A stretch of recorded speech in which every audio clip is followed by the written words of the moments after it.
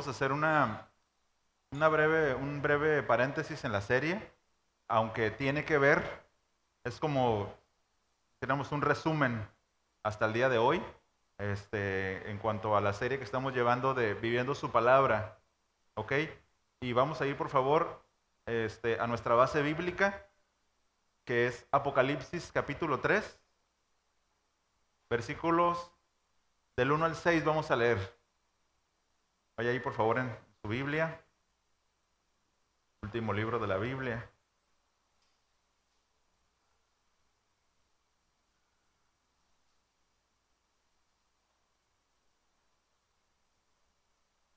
Capítulo 3, versículos del 1 al 6. Y vamos a encontrarnos que en su Biblia probablemente diga un subtítulo ahí, el mensaje a Sardis.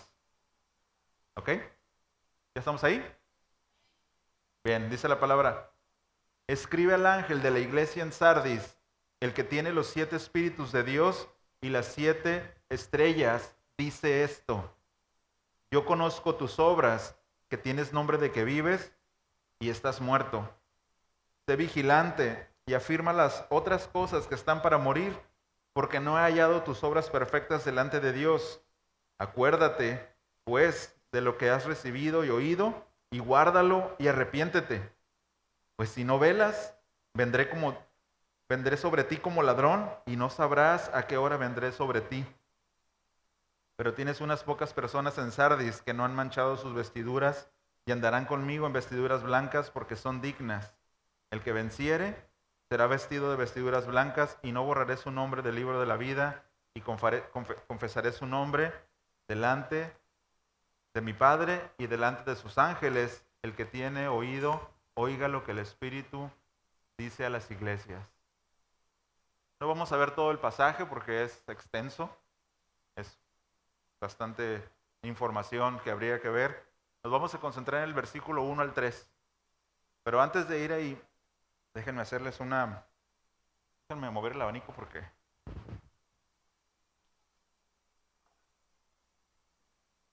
me mueve las hojas.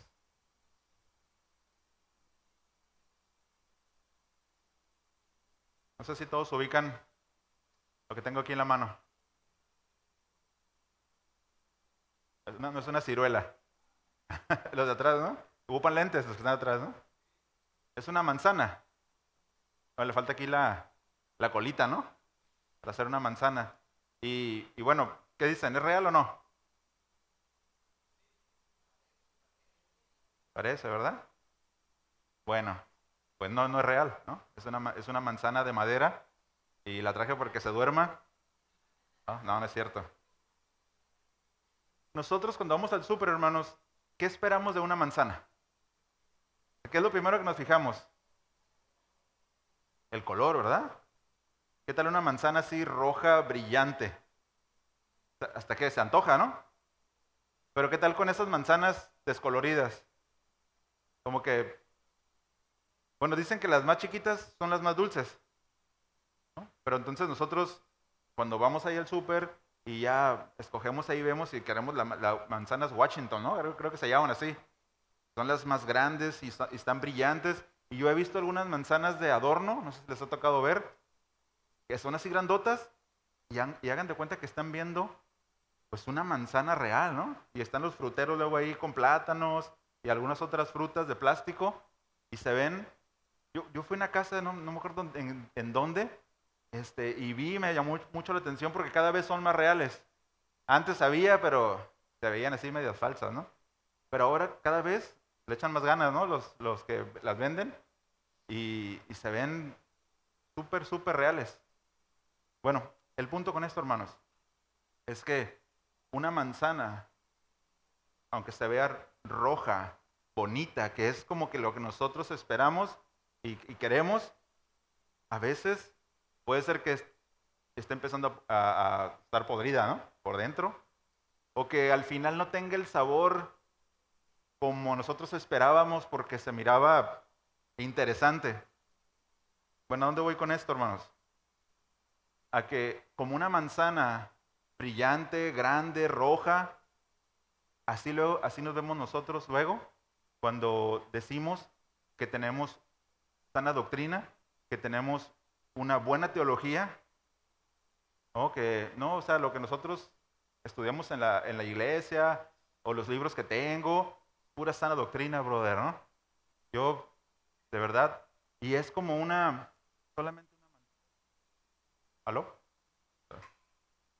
Solamente como una manzana, es decir, solo el exterior, pero ¿qué falta todavía? Falta probarla, ¿verdad? Hay que probarla a ver si es cierto que como se ve, como dice un dicho, ¿no? A ver si como duerme ronca, ¿no? A ver si es cierto. Entonces, ¿a qué voy con todo esto? Es que nosotros no podemos ver el interior de las personas. Nosotros no podemos ver el corazón de las personas. Eh, pero sí nos damos cuenta de sus acciones.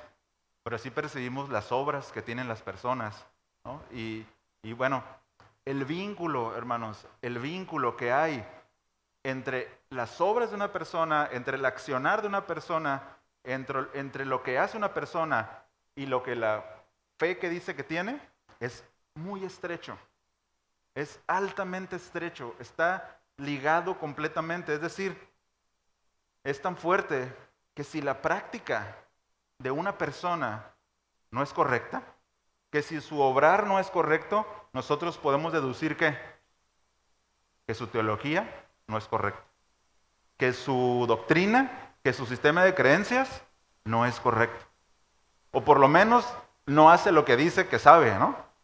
No, a ver, tú me estás diciendo que eres una manzana Washington, brillante así, encerada, pero a la hora de que ya la probamos, está insípida, ¿no? Entonces, no podemos ver el corazón, pero sí podemos deducir cómo es la fe de una persona de acuerdo a cómo obra, ¿no? A cómo está ejerciendo su fe.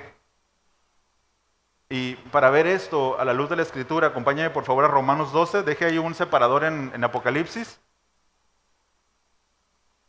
Romanos capítulo 12, versículo 1, hermanos.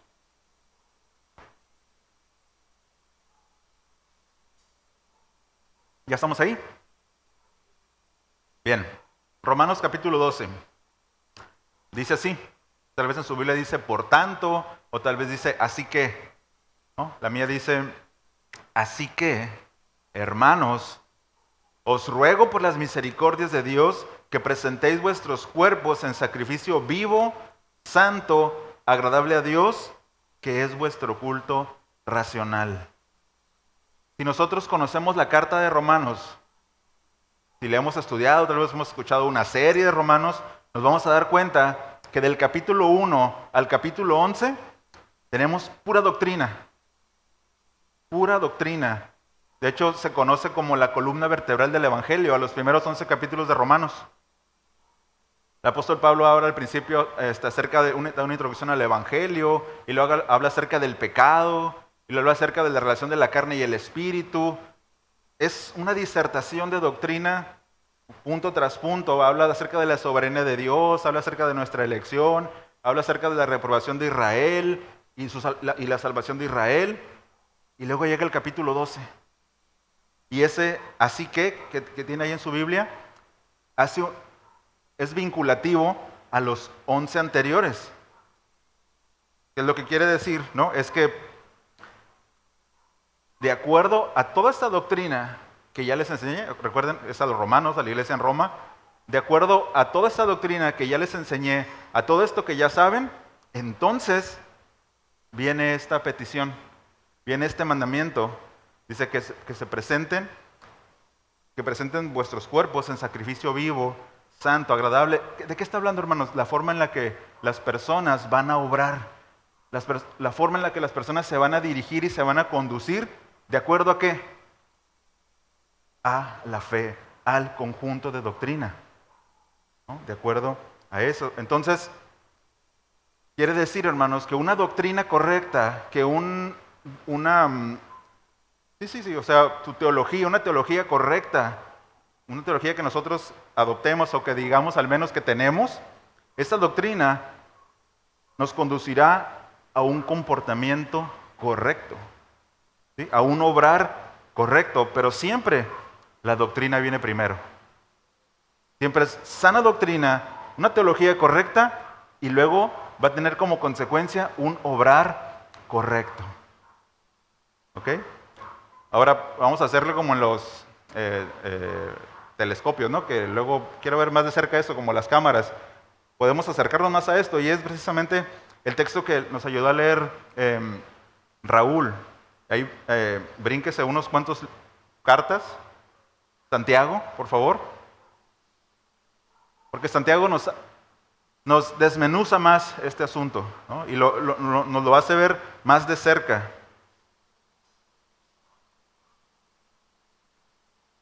Dijimos que la doctrina correcta, la doctrina que dices que tienes, te debe de conducir de una manera correcta. ¿Ok?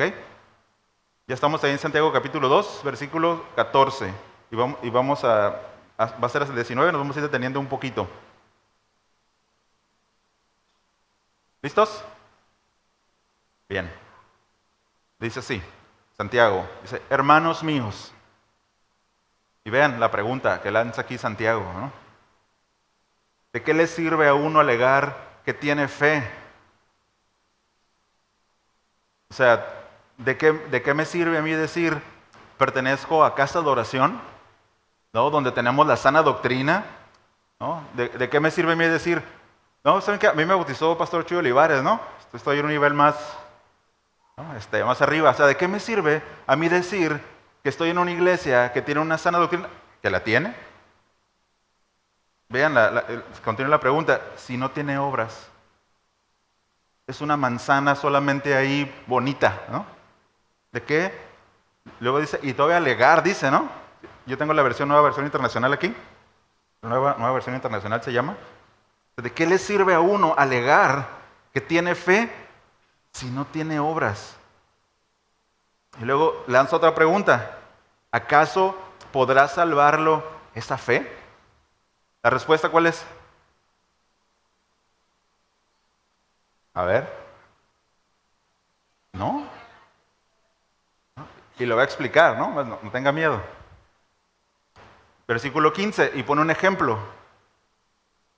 Antes de entrar al 15 quiero ponerle un poquito de contexto, porque luego pues podemos nada más leerlo y sí se oye mala onda el versículo 15, pero si lo ponemos en contexto todavía es más mala onda, porque Santiago se está refiriendo a hermanos que perdieron sus cosas. O sea, no es que no tenían para vestirse porque no cuidaban la ropa, ¿no? O porque no trabajaban, sino los andaban persiguiendo, los andaban correteando, los habían corrido sus trabajos, les habían quitado sus pertenencias. Tal vez algunas eran viudas con hijos. Y no es como ahora que podía haber mamás luchonas, ¿no? No, antes como mujer no tenías muchos derechos. Y tal vez no les daban trabajo a ningún lado porque pues corrían peligro y estaban escondidos. Y es mayormente a esas personas de las que Santiago se refiere. Dice, por eso dice, ¿no? Supongamos que un hermano o una hermana no tiene con qué vestirse y carecen del alimento diario, derivado de estas circunstancias, ¿no? De persecución. Dice, y uno de ustedes le dice que les vaya bien. Oye, y abrígate porque hace frío, ¿eh? Allá afuera, a donde vas el camino, ahí pega viento fuerte. Dice, y coman bien porque como van lejos, pues para que lleguen bien. Que les vaya bien, abríguense y coman hasta saciarse. Dice, pero no les da lo necesario para el cuerpo. Lo que Santiago le está diciendo, no, es que tú tienes lo necesario, tú tienes para darle. Tú tienes la forma de vestirlo. Dice, y no le das lo necesario para el cuerpo. ¿De qué sirven tus buenos deseos, no? ¿De qué servirá eso? ¿De qué sirve que tengas un buen deseo de que me vaya bien a un hermano que ves que está batallando? No, hermano, voy a orar por ti, hermano. Trayéndolo a nuestro tiempo, ¿no? ¿Qué es lo primero que decimos? No, estoy pasando por un tiempo difícil. No, estaremos orando por ti. Pero a lo mejor le cae bien una despensa, ¿no? Un ejemplo, nada más. 17. Dice, así también la fe por sí sola, si no tiene obras, está muerta. Entonces, eso responde a la pregunta del versículo 14. ¿Acaso podrá salvarlo esa fe?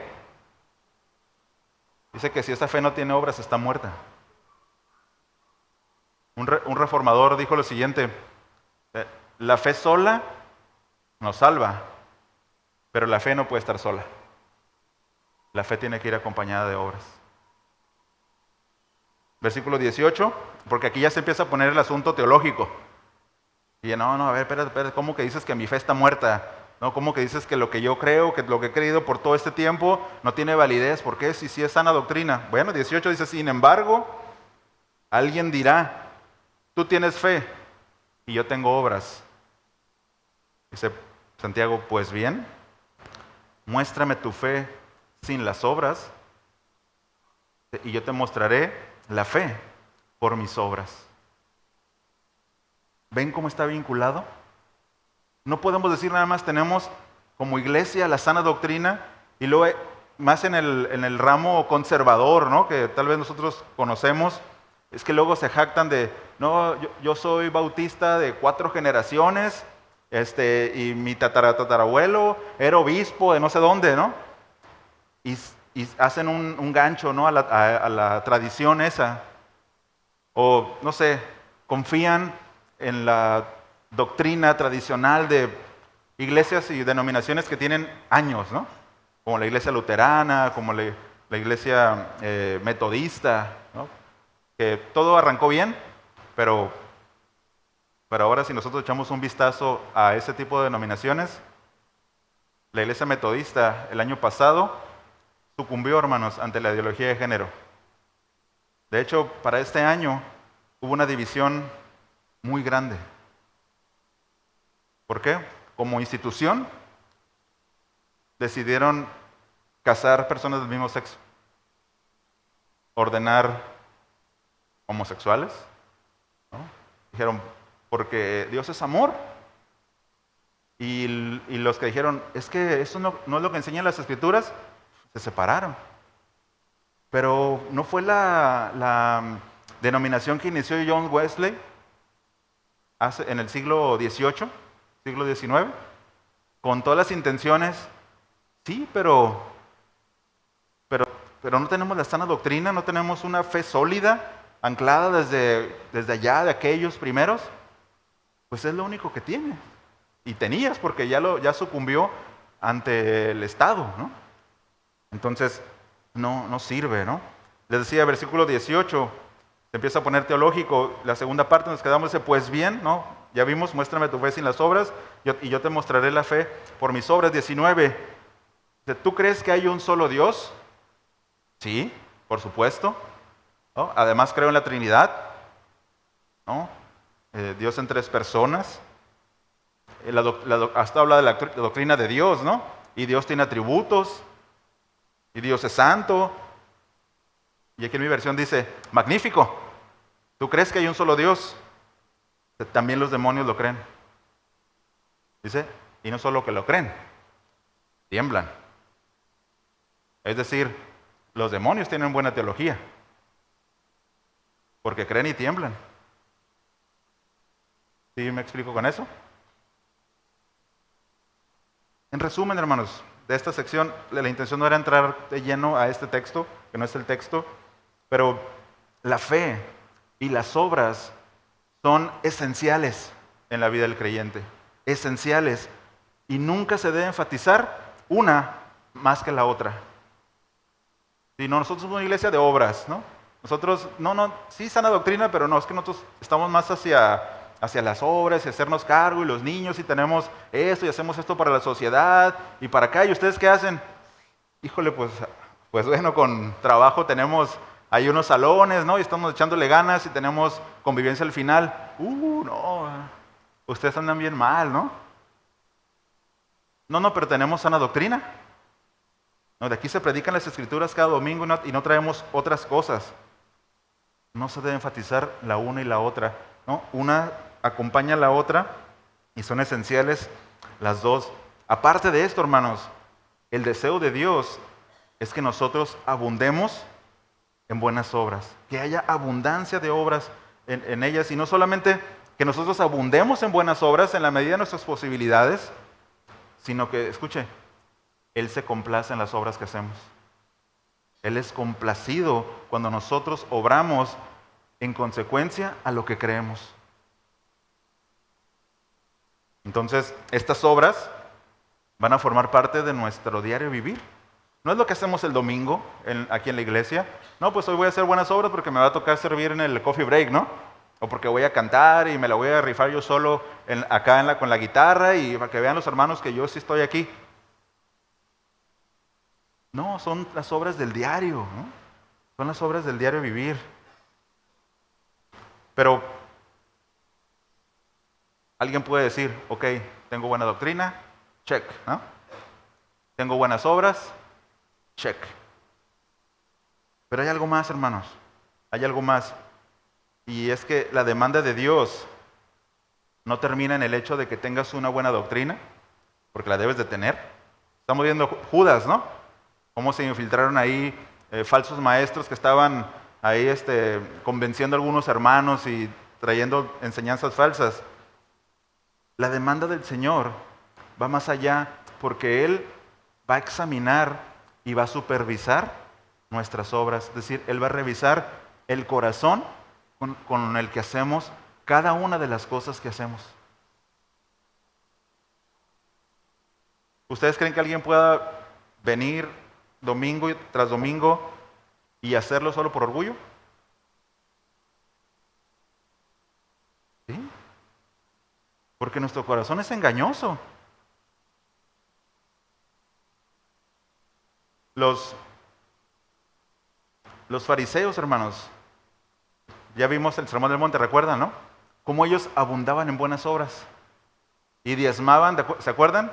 De todas las especias y cumplían con todos los sacrificios, con todos los rituales, pero los fariseos, ellos eran pues un grupo que estaba acomodado económicamente, estaba bien, ¿no? Y recuerdan que en la ley se exigía que los animales que se presentaran al sacrificio tenían que ser animales sin defecto. Bueno, esos animales costaban dinero. No los encontraba ahí en el montecito ahí, ¿no? Mira, una oveja sin defecto. No, ¿se acuerdan que había cambistas, que había un mercado en el templo y vendían animales? Y mira, este cuesta más porque está más gordito, ¿no? Y este no está tan manchado. Y los que tenían dinero son los que podían comprar los mejores animales. Entonces ellos pensaban que si presentaban esos animales con esa perfección, Dios se iba a agradar de esas buenas obras. Por eso es que, ¿se acuerdan ayer en Marcos 10:25 cuando se acerca el joven rico? ¿Recuerdan? Y que pues un joven con una buena teología, ¿qué le dijo el Señor Jesús? Todos los mandamientos los he cumplido. Check, ¿no? Bueno, el Señor encontró codicia en su corazón. Pero el Señor lanza una frase. Acompáñame ahí a Marcos 10, por favor, 25.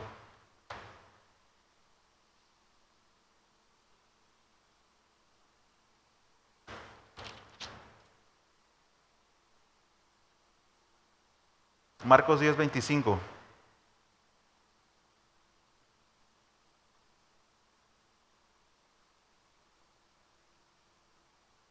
¿Ya estamos ahí?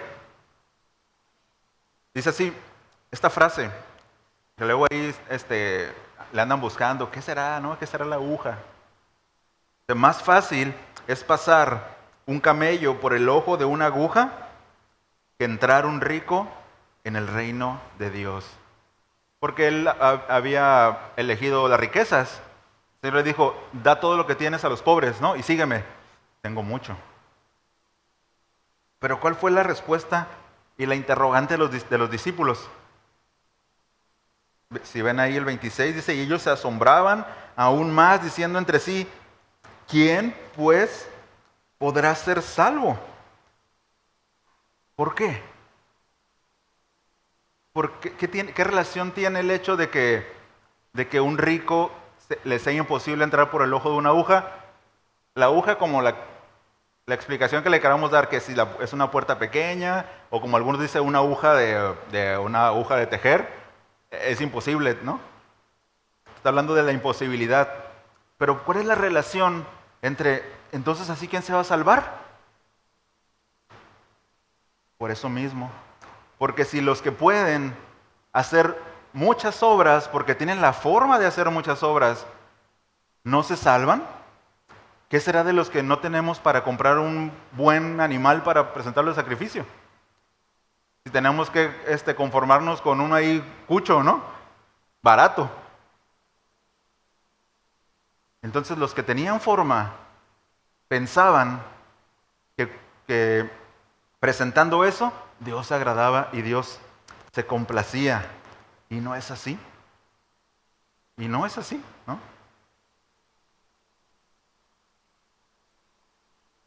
Y no solo eso, que además estas personas se jactaban de eso y hacían menos a los demás. ¿Recuerdan al publicano? Al fariseo el publicano. Qué bueno que no soy como este publicano, ¿no? Yo soy esto. Es decir, ellos ponían la confianza en las cosas que podían hacer porque tenían forma de hacerlo. Entonces, nada más alejado de la realidad, hermanos. No son esas obras, pero sí lo que debemos estar seguros y de alguna forma con temor es que Dios supervisa todas las obras que nosotros hacemos para Él, para su iglesia, ¿no? Para su iglesia. Entonces, ¿cómo ve? Ya vimos, tenemos que tener una buena doctrina, tenemos que obrar en consecuencia de esa doctrina que tenemos, pero debemos de saber que nuestras obras van a ser supervisadas y van a ser revisadas por el Señor. ¿Ok? Y esto nos va a llevar a nuestro pasaje de Apocalipsis. Por favor.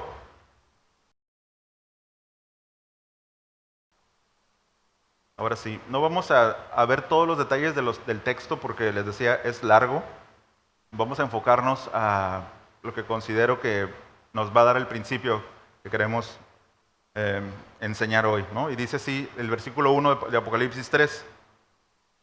Y se escribe al ángel de la iglesia en Sardis. Esto debemos entenderlo como el mensajero. Algunos lo interpretan como el pastor de la iglesia en Sardis. El que tiene los 7 espíritus de Dios y las 7 estrellas. Eso es una referencia al Señor Jesús, ¿no? A su majestad, a los 7 espíritus de Dios, al Espíritu Santo, ¿no? En la perfección. Y esta última parte del verso, hermanos, que dice esto, es decir, Jesús, el Cordero de Dios, ya resucitado, Él ya está a la diestra del Padre, que Él está viendo, y toda la descripción que nos da de Él en los versículos anteriores, el que tiene ojos como llama de fuego, dice esto, yo conozco tus obras. 4 simples palabras que nos deberían hacer temblar en un sentido, porque los hermanos no conocen todas tus obras, porque tu esposo, tu esposa, tus hijos, tus papás, hijos, no conocen todas tus obras, pero Dios sí las conoce. Dios sí las conoce. Pero también, hermanos, al mismo tiempo, estas 4 palabras nos deben hacer descansar y nos deben hacer confiar en el Señor, porque aunque los demás no sepan todo lo que hacemos en su favor, porque aquí hay muchas personas que hacen cosas que nosotros no sabemos que hacen. Y no es necesario que lo sepan, pero el Señor lo sabe. Él conoce tus obras. En ese sentido, en ese texto, la connotación es negativa. Él conoce y conoció las obras de esta iglesia, ¿no? Él ha visto, en un sentido él está diciendo, cuando dice yo conozco, es que él se asomó y vio como en el GPS, ¿no? Se ve así la ciudad desde arriba y se puede acercar y llegan hasta tu casa ahí, ¿no? Pero el Señor puede traspasar la losa que tengas o el techo que tengas y puede verte en lo más íntimo. Abre el corazón y ve qué hay ahí adentro. Y lo que tiene que decirle a esta iglesia, hermanos, es en un sentido triste, en un sentido, pues, malo. A las demás iglesias, Dios, Jesús, les hace un elogio. Para esta iglesia no hay elogio. Vean lo que dice la siguiente parte del versículo. Dice, yo conozco tus obras, que tienes nombre de que vives. La Biblia textual lo traduce como que tienes reputación de que vives. Otras versiones lo traducen como que tienes fama de estar vivo. Yo conozco tus obras y que tienes una buena reputación. En Génesis 11, ¿recuerdan Babel? Las naciones ahí, ¿no? Se juntaron. ¿Y qué dijeron cuando iban a construir la torre? Hagámonos un nombre. Es decir, formemos una reputación para nosotros, que todos nos conozcan, por si empezamos a dispersarnos, que todos sepan quiénes somos, quién inició esto. Y se entiende que una torre era una pirámide escalonada, ¿no? Tiene ese sentido que esta iglesia, Sardis, tenía una buena reputación, tenía una buena fama, tenía un buen nombre. Y eso es lo que los hombres buscan, ¿no? Tener una buena reputación, que se hable bien, y eso está mal. No, debemos de tener buena reputación. Pero vean, el Señor aquí lo hace en forma de reproche. Tú tienes nombre de estar vivo, o sea, tú dices, la gente te conoce y la gente dice, no, mira, ese es un cristiano de esa iglesia, mira cómo va vestido, ¿no? Mira las obras que hacen y todo lo que tienen ahí, y wow, no, yo quisiera ser como ellos. Tenían una buena reputación. No dice el texto que la iglesia era perseguida. De hecho, Sardis era una ciudad bastante acomodada. Algunos eruditos dicen que corría un río por un lado, pero por ese río bajaban pepitas de oro. Entonces, ellos comerciaban, traían sus compras, todo, y ellos pagaban con oro. De hecho, yo estuve revisando ahí algunos asuntos arqueológicos y encontraron una sinagoga, pero de lujo, con todo lo necesario. Por ende, hermanos, se entiende que la iglesia que estaba ahí era una iglesia acomodada, era una iglesia que no tenía problemas financieros, ¿sí? Que decían, vamos a hacer unos baños de lujo. ¿Cuánto se necesita? Paf, ¿no? Ahí está. Ellos, al menos se entiende por la zona donde están, tenían una influencia en su doctrina de Éfeso. Éfeso fue una ciudad donde el apóstol Pablo estuvo mucho tiempo enseñando, y se entiende que desde Éfeso habían importado la doctrina. Entonces seguramente ellos tenían una excelente teología, tenían buenos maestros, pero nada más tenían esa reputación, nada más tenían una buena fama. ¿Por qué? Porque lo que sigue siendo el versículo dice, tienes nombre de que vives, tienes buena fama, tienes buena reputación, dice, y estás muerto. La expresión en el griego habla acerca de necrosis. ¿Saben lo que es necrosis? Es el tejido muerto. Cuando ya no tiene vida, ¿no? Es la palabra necros. Entonces, la realidad de esta iglesia, hermanos, la realidad de estos hermanos, porque pues no es el templo, ¿no? No es la construcción, sino los que la forman. La realidad era opuesta al nombre que ellos tenían. Era opuesta a la reputación que tenían. Era una manzana apetecible, ¿no? Pero el que todo lo ve había visto su corazón y solo había encontrado una tumba adornada. De allá donde yo vengo, y aquí hay algunas tumbas también, lo digo con todo respeto, pero donde yo soy, hacen unas mansiones en el cementerio. Literal, tienen aire acondicionado. ¿Verdad? Sí. Está grueso, ¿no? Se ve bien todo eso, pero adentro hay necrosis. ¿Para qué? Exacto, ¿no?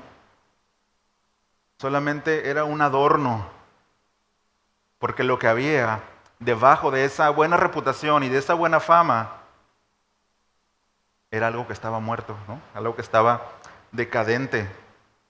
Es decir, esta iglesia mostraba una apariencia de piedad nada más. Una vida carente de poder, una vida carente de peso espiritual en sus obras. Porque no dice que no hacía obras, dice, yo conozco tus obras. Y el Señor las encontró carentes. ¿A qué me refiero con peso espiritual, hermanos? Puede ser una palabra que de repente se haga muy familiar a nosotros, ¿no? Y la tengamos en nuestro diccionario, en nuestro bagaje. Peso espiritual básicamente es una vida respaldada por el obrar del Espíritu Santo en nosotros.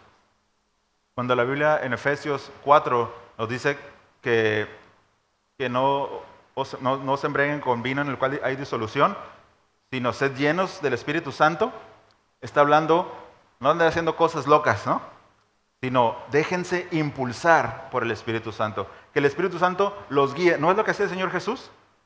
De las obras que yo hago, no las hago de mí mismo, sino lo que me mandó el Padre, eso hago. Y una y otra vez se los decía a los que lo seguían. Bueno, es eso mismo. Dejarnos empujar y guiar por el Espíritu Santo. También es una vida apartada para Dios. Una vida de comunidad, de comunión con Dios.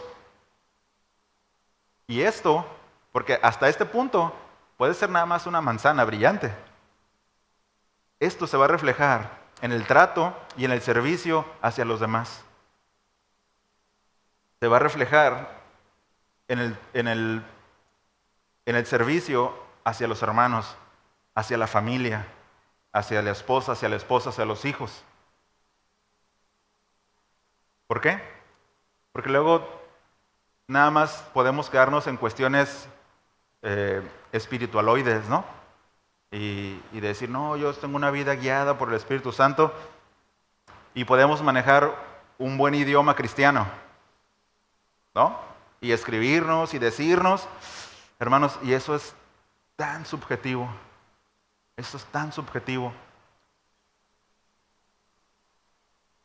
Un comentarista dice lo siguiente, dice, el problema de la iglesia en Sardis se extiende a lo largo del tiempo y llega a nosotros. Dice, es la típica condición de iglesias tradicionales apegadas a su historia y a su sistema. Dice, no importa para los líderes de esas congregaciones que la iglesia no progrese espiritualmente, que el amor real haya dejado de manifestarse. Dice, lo importante es afirmar una teología fría y ajustar el culto a las formas tradicionalmente establecidas. No importan las personas, que las cosas se hagan bien. Hermanos, eso es una línea tan delgada que a veces nosotros podemos pasar por encima de las personas con tal de que las cosas se hagan como yo quiero. ¿Me explico? Es una línea delgada. Isaías 29:13, se lo leo.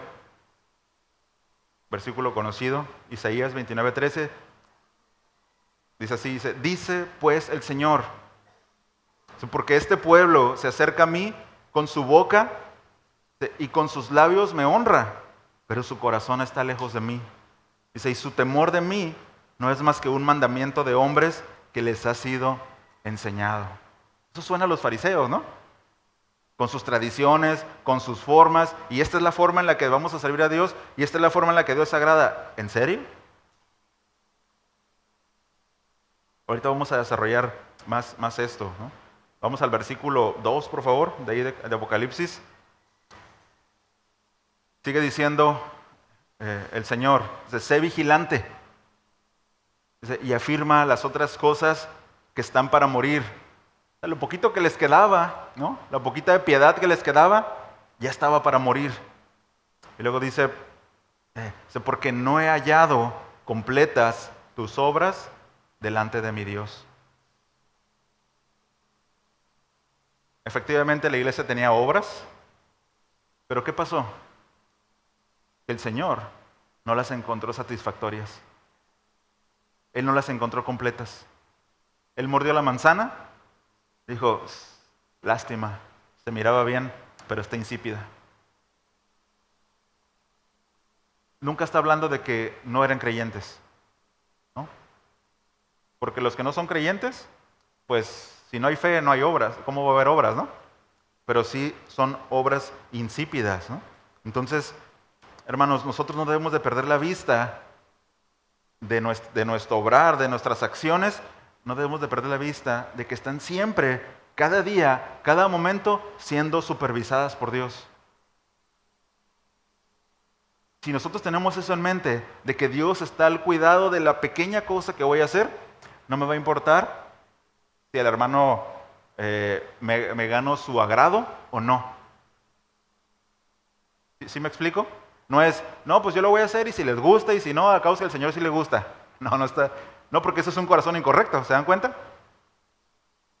Sino, yo lo voy a hacer porque sé que lo tengo que hacer, ¿no? Porque amo a la iglesia y lo que hago es en forma de honrar a Dios y amarlos, pero no para ganarme su favor, sino para honrar a Dios, para complacerlo a Él, ¿no? Y va a ser más fácil, ¿no? Poder caminar pues en este tiempo, ¿no? Como iglesia. Acompáñame a Jeremías, por favor, capítulo 17, versículo 10, por favor.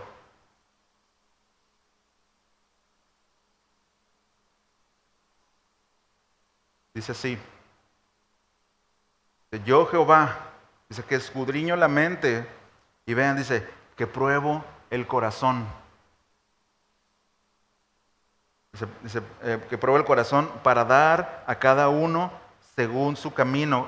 Cuando veamos camino en la palabra, se debe entender como conducta. Para dar a cada uno según su camino, según su conducta, dice, según el fruto de sus obras. El Señor está al pendiente de las cosas que hacemos. La cuestión, hermanos, es que ¿el Señor estará satisfecho con lo que estamos haciendo? Es una pregunta para usted, para su corazón, ¿no? Para que usted se le responda. ¿El Señor estará satisfecho? Porque lo que el Señor hace, hermanos, es un examen a nuestro corazón. Y mire, no se trata de hacer un montón de cosas. De estoy en este ministerio, estoy en el otro, y estoy acá y brinco para allá. No se trata de hacer cosas, ¿no? Sino se trata de que en cada una, aunque sea una la que haces, esa con un corazón del lado correcto. Y más que eso, hermanos, que en cada cosa que nosotros hagamos, poder plasmar el carácter de Cristo. Poder plasmar el carácter de Cristo, desarrollar, ¿no? Desarrollar su vida en nosotros. Y mire, luego nosotros cuando nos reunimos con la familia, ¿no? Nuestra familia, que no son creyentes,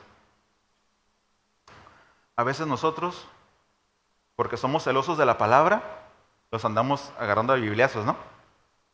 No, eso, no, así no. Lo que está haciendo aquel está súper mal eso. Miren, a veces nosotros, hermanos, nos ponemos en la posición de los que tiran las piedras. ¿Se acuerda de la mujer adúltera? ¿Quiénes eran los que tiraban las piedras?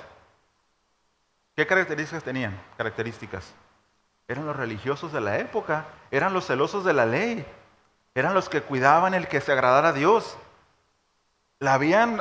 O sea, era legítimo en un sentido, porque la habían agarrado en la movida, ¿no? Y sí, había adulterado. Y ellos estaban listos con las piedras. Pero vean el carácter del Señor Jesús.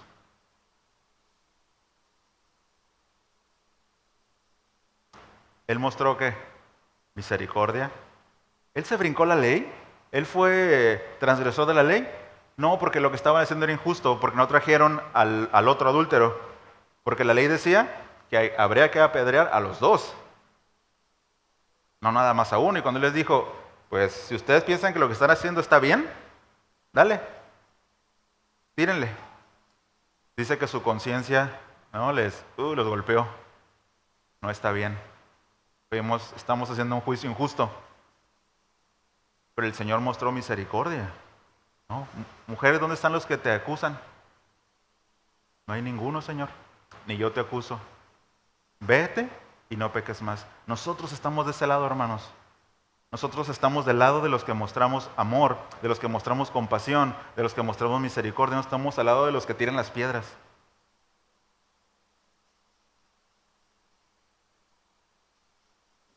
¿Sí? ¿Estamos bien ahí?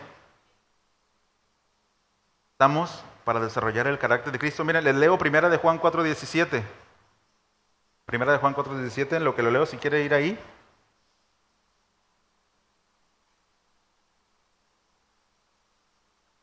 Este texto es una predicación en sí mismo. Pero vean, dice el versículo 17, dice, y al vivir en Dios, número uno, el Juan está asumiendo que vivimos en Dios. No que es una pretensión. No que es, y hoy no lo logré, mañana lo voy a hacer. No, ya vives en Dios. Dice, y al vivir en Dios, nuestro amor crece hasta hacerse perfecto. Dice, por lo tanto, es decir, porque vivimos en Dios y porque nuestro amor va creciendo, y aquí va a decir en qué forma, dice, no tendremos temor el día del juicio. Es decir, confiamos en que estamos justificados porque vivimos en Él, porque estamos en Él. Dice, no tendremos temor en el día del juicio, sino que podremos estar ante Dios con confianza. Y vean por qué nosotros, hermanos, podemos estar confiados para el día del juicio y por qué podemos poder estar ante Dios con confianza de que no vamos a caer muertos. Dice, porque vivimos como vivió Jesús en este mundo. Se lo leí en la Nueva Traducción Viviente. Porque vivimos como vivió Jesús en este mundo. Hermanos, esa es nuestra tarea como creyentes. Predicamos el Evangelio porque amamos a las personas, pero porque le amamos a Él y porque Él dice que prediquemos. Porque estamos para complacer a Dios, porque nuestras obras deben ser en ese sentido, en complacerlo a Él, en vivir para Él, dice, y vivir como Él en este mundo. ¿Y cómo vivió Jesús en este mundo? Pues échese un clavado a los evangelios. Ahí va a ver cómo Él vivió. Cómo no fue de los que juzgó, de los que tiró la primera piedra, ¿no? Él le dice a un hombre rico en Jericó, bájate, porque me es necesario quedarme en tu casa. A Zaqueo. A lo peor de la sociedad. Si ser leproso era malo, ser cobrador de impuestos era peor que eso. Y comió en su casa. Y le predicó, no dice la Biblia, pero le predicó el Evangelio. ¿Y cuál fue la reacción de Zaqueo? Yo voy a pagarles 4 veces lo que les he robado. Pero sí que el Señor porque sí, hermanos, hay momentos de confrontar con nuestros familiares, pero hay que usar la prudencia. Sí va a llegar un momento en el que tú vas a decir, ¿sabes qué? Mira, oye, pues yo veo que tú eres diferente, ¿no? Estoy batallando con esto. Mira, ven, la Biblia dice, es que el pecado, pero no es a través de los bibliazos, ¿no? No es a través de, y tú cobras de impuestos, te vas a ir al infierno, ¿no? No, voy a pasar tiempo contigo. Eso es como Jesús vivió, hermanos. Eso es como Jesús vivió. Entonces, todo nuestro decir y todo nuestro actuar, entiéndase, todas nuestras obras, todo nuestro accionar debe ser consistente a la vida de Cristo. Y no solamente es algo que nosotros queremos hacer, sino que Romanos 8:29 dice que Dios nos predestinó para eso. Le leo Romanos 8:29.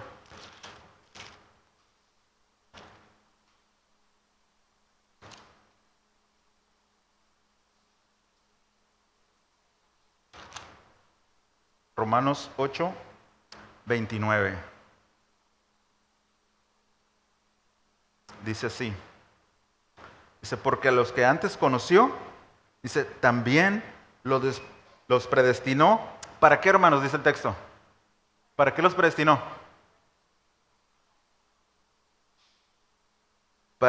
Dice, para que fuesen hechos conforme a la imagen de su Hijo. Entonces nosotros podemos confiar, ¿sí?, que no depende de nosotros, que el Señor ya fijó un camino, pero nosotros somos responsables de lo que tenemos que hacer. ¿No? Hay algo que se llama quietismo, es una doctrina que dice, bueno, el Señor ya me salvó, y luego la Biblia dice que él ya tiene él hizo las obras para que yo ande de antemano, y luego él dice que él pone en mí el querer como el hacer. Entonces, pues yo me siento en un sillón a ver la tele, porque el Señor ya hizo las obras por las que voy a andar, entonces yo no tengo que hacer obras, porque el Señor ya va a poner en mí el querer, entonces pues cuando lo pongas que yo me voy a levantar de este sillón, ¿no? Pues no, es que funciona. Dios obra soberanamente y nosotros respondemos. Tenemos una responsabilidad de actuar. Entonces nuestro obrar, hermanos, es en ese sentido. Confiamos en lo que Dios va a hacer, en que Dios nos va a habilitar, ¿no? Pero nos toca hacer nuestra parte. Y es justamente eso, ¿no? Ponerte la meta, decir, Señor, hoy batallé con esto, pero yo mañana quiero parecerme más a ti. Yo mañana quiero, esta parte de mi carácter no me gusta, Señor. Está bien fea, ¿no? Yo mañana quiero cambiar esto y quiero parecerme más a ti. Si todos los días nos levantamos, hermanos, con esa encomienda, los que están al lado de ti van a ser las personas más felices de la tierra. ¿Sí? Porque vivimos como Él vivió en este mundo. Ahora,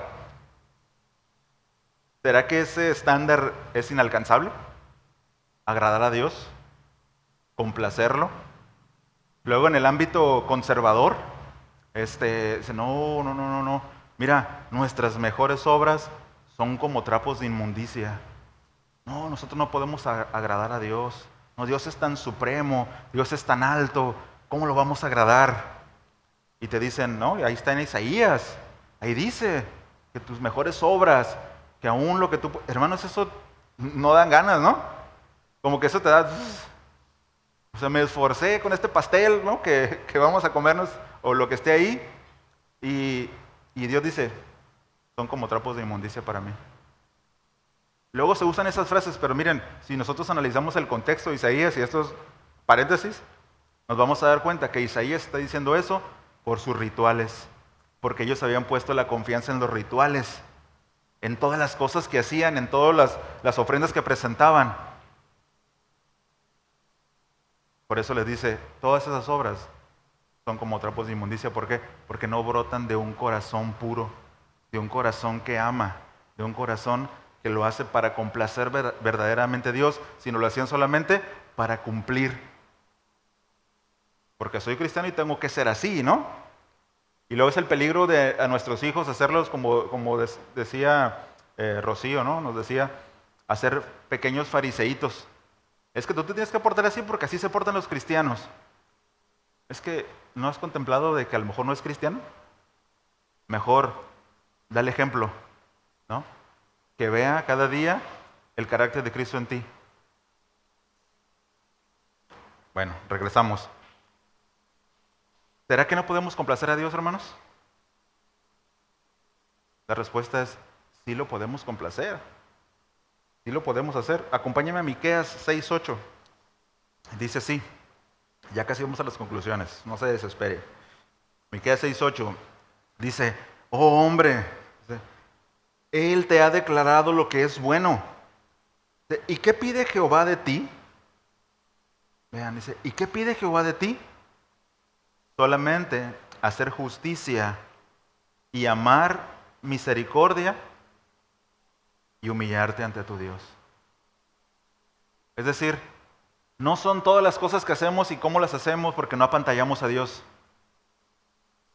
sino lo hacemos porque amamos, porque queremos mostrar misericordia, ¿sí? Porque lo hacemos con humildad. Está el Sermón del Monte, ahí están las bienaventuranzas. Bienaventurados los pobres en espíritu, ¿no? Eso es lo que Dios desea. Si nosotros obramos, hermanos, en estas vías, nosotros vamos a complacer a Dios y nosotros vamos a agradar a Dios. Y Dios, cuando vea nuestro corazón, va a decir, realmente estás vivo, realmente tienes nombre de que quieres honrarme, ¿no? Realmente yo estoy viendo en ti un crecimiento en el carácter de Cristo en tu vida. Eso es. ¿Cómo lo hacemos? No apantallando a los demás, sino, como dice ahí, ¿no? Amando, haciendo la justicia, es decir, haciendo lo que es correcto, lo que Dios manda.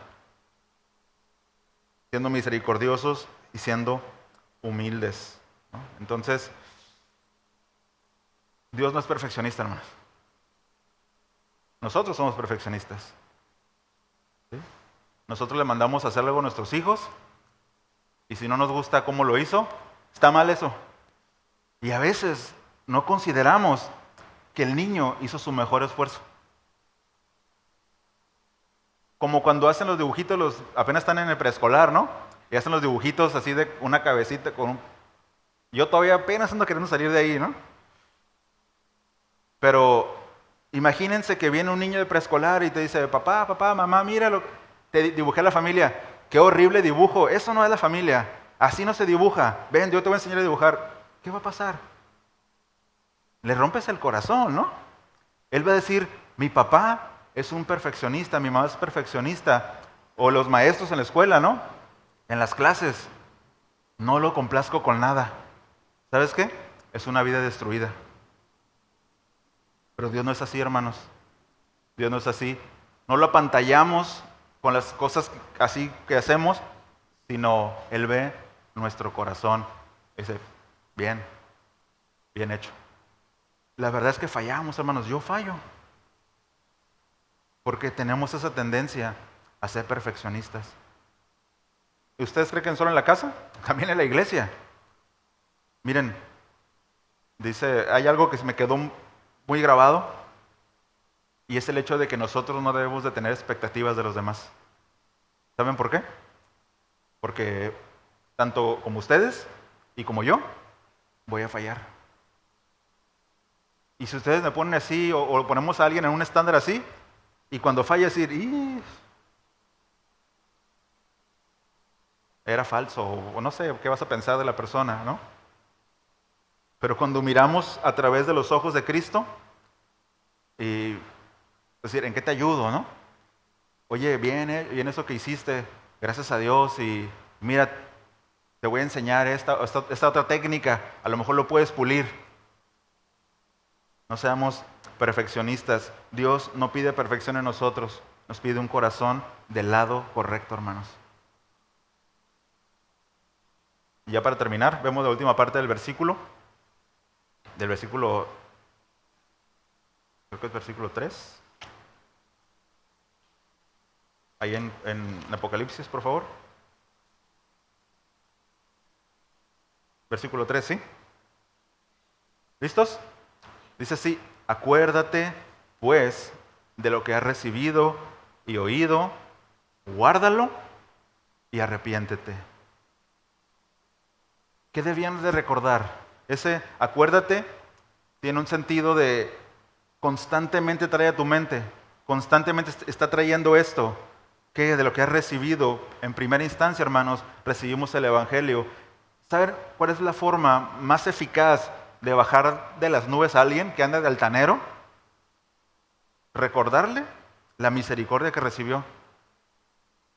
Porque no merecías nada, lo que merecías era el infierno, pero Dios tuvo misericordia de ti. Como te llames, el dinero que tengas en la cuenta, no importa. Recuerda lo que has recibido, lo que has oído, ¿no? Acuérdate del Evangelio, pero también tiene un sentido de recordar cómo era la iglesia al principio. Y vamos a ir ahí por último a Hechos capítulo 1, perdón, capítulo 2, versículo 41.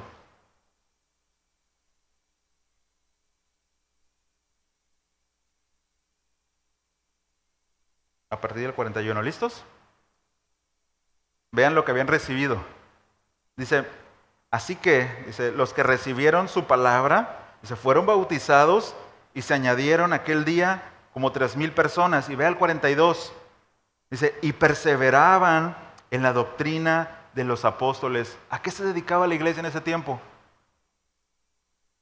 A la teología, ¿no?